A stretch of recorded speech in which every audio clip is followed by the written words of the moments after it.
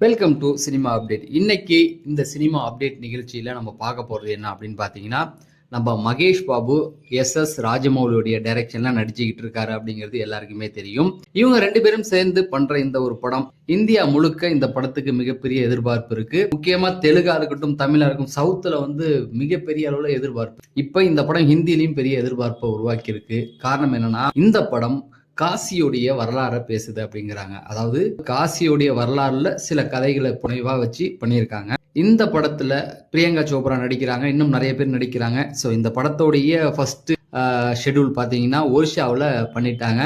அதுக்கப்புறம் ஹைதராபாத்ல இந்த படத்தோடைய அடுத்த ஷெட்யூல் போகுது. அதுக்கப்புறம் தென்னாப்பிரிக்கால இந்த படத்தை ஷூட் பண்ண போறாங்க. இப்ப இந்த படத்தோடைய டைட்டில அனௌன்ஸ் பண்ணிட்டாங்க.